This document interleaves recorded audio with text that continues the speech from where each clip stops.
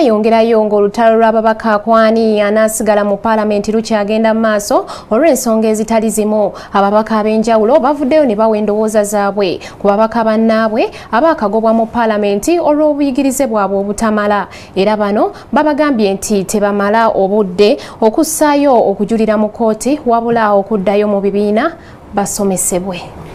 Gye buvuddeko, Minisita w'ebyamateeka Meja General Kahinda Otafiire yavaayo n'ategeeza nga ababaka ba Paalamenti abeesimbawo nga beeyambisa empapula enjingirire nga bwe balina okuvunaanibwa mu mateeka.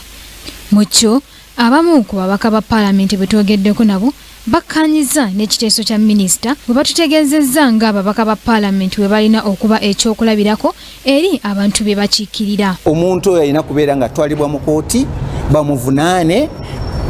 Abaana baffe abato balabireko bamanye nti bw'oba tosomye bulungi kino tokifuna, bw'oba toli engineer tojja kukola ku luguudo oba ku nyumba ejja kugwa. Omuntu yenna atalinga false documents alina false pretense egyo emisango giri criminal. Naye munange simanyi gye binakira naye nga kituufu ddala nange mpagira General Kahinda Otafiire bulungi nnyo.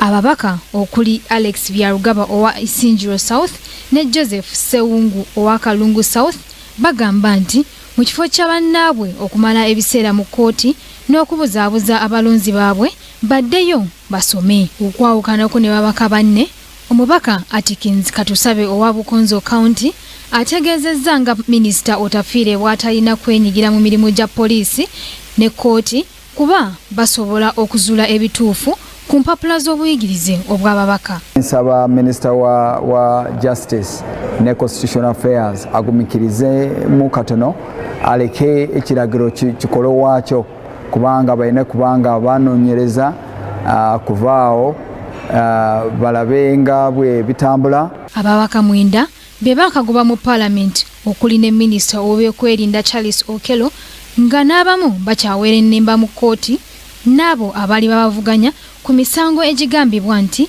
ebiwandiiko byabwe bijingirire. Joanita Mbabazi, Kingdom TV, amalindirire. This is Kingdom TV.